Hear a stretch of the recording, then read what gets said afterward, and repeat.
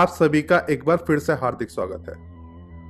2019 के अंत और 2020 की शुरुआत में दुनिया में एक ऐसे अदृश्य दुश्मन ने दस्तक दी जिसने लाखों लोगों की जान ले ली, जिसने अनेकों घरों को उजाड़ दिया, जिसने अनेकों बिजनेसेस को निस्ते-नाबूद कर दिया। इस दुश्मन का नाम था द नोवल कोरोना वायरस, एक ऐसी वबा जिससे दुनिया का सारा ज्ञान, सारा साइंस हार गया, जिसके आगे 21वीं सदी के आधुनिक टेक्नोलॉजी ने घुटने टेक दिए।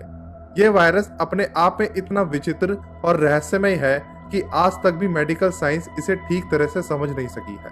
लेकिन करीब पिछले 7 महीनों में इंसानों ने अनेकों दावे किए, अनेकों थ्योरीज और इस वायरस से जुड़ी अनेकों जानकारियां प्राप्त की। और अब जब हमें लगने लगा कि हम इस वायरस के बारे में सब कुछ जान चुके हैं, हाल ही में इस वायरस से जुड़ा एक केस सामने आया जिसने हमारे कोरोना के अब तक के ज्ञान को एक किनारे पर धकेल दिया है। ये केस मेडिकल साइंस के लिए एक पहेली बन गया है जिसका जवाब अभी तक कोई नहीं दे पाया है। तो चलिए दोस्तों, जानते हैं इस मिस्टीरियस कोरोना केस के बारे में। ये घटना है साउथ अमेरिका के अर्जेंटीना में स्थित एक शहर उशुआई की। इस जगह को दक्षिणी दिशा में पृथ्वी का आखिरी शहर भी माना जाता है। पृथ्वी के इस अंतिम छोर के बाद केवल और केवल समुद्र ही मौजूद है। भरपूर समुद्र से घिरा ये छोटा सा शहर फिशिंग इंडस्ट्री का एक बड़ा सेंटर है, जहां से रोजाना अनेकों जहाज समुद्र में मछली पकड़ने के लिए लंबी लंबी यात्राओं पर निकलते हैं। ऐसे ही एक जहाज का नाम है द इशिज़न मारू, जो कि 6 जून 2020 को 61 क्रू मेंबर्स के साथ मछली पकड़ने के लिए निकला।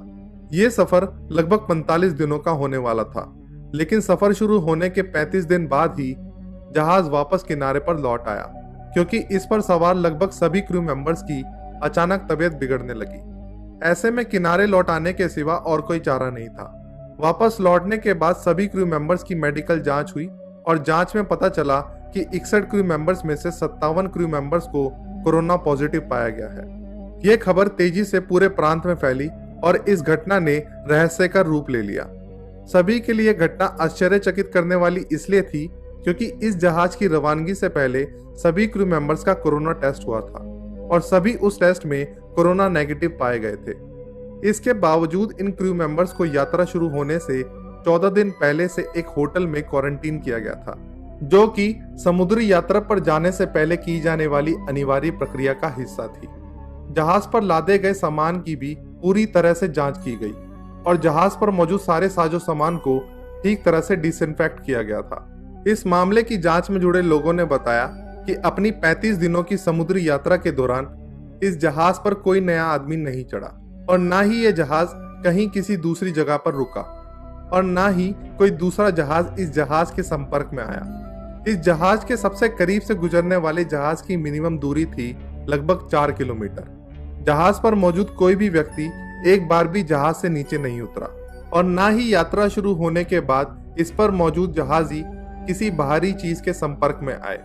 तो आखिर ये लोग इस वायरस के चपेटे में कैसे आए?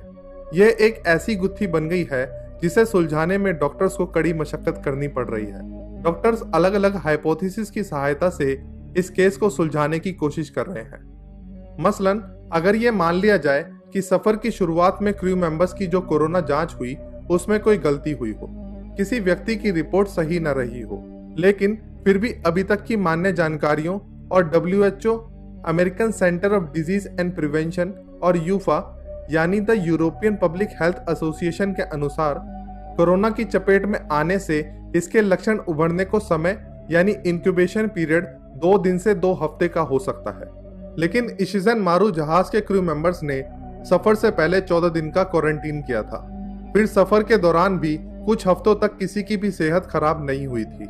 इससे ये बात सिद्ध होती है कि सफर से पहले हुई कोरोना जांच में गलती की गुंजाइश ना के बराबर है, क्योंकि अगर तब गलती हुई होती तो क्रू मेंबर्स में कोरोना के लक्षण बहुत पहले ही नजर आने लगते। इसके अलावा एक संभावना ये भी जताई गई है कि जहाज पर लादे गए सामान पर कोरोना वायरस हो सकता है, लेकिन क्रू मेंबर्स और जहाज पर मालिकाना हक रखने वाली एजेंसी ने बताया कि क्रू मेंबर्स के कोरोना टेस्ट होने से पहले ही जहाज को डिसइंफेक्ट करके जहाज पर सामान लोड किया गया था।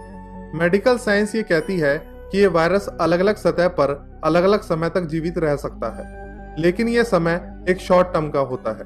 यानी यह वायरस किसी सतह पर ज्यादा दिनों तक जीवित नहीं रह सकता। तो इस संभावना का सच होना भी नामुमकिन ही लगता है। अभी तक ऐसे कई हाइपोथेसिस यानी संभावनाएं इस केस के बारे में जताई गई हैं, लेकिन हर संभावनाएं एक डेड एंड पर जाकर खत्म हो रही हैं।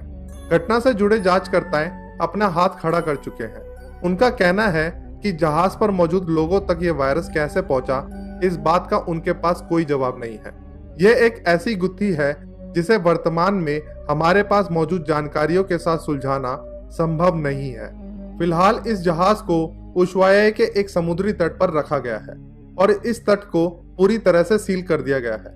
कोरोना से संक्रमित सभी मेंबर्स को इसी जहाज पर आइसोलेशन सेंटर बना कर रखा गया है और 2 लोगों की हालत गंभीर होने के कारण उन्हें हॉस्पिटल में भर्ती कराया गया है।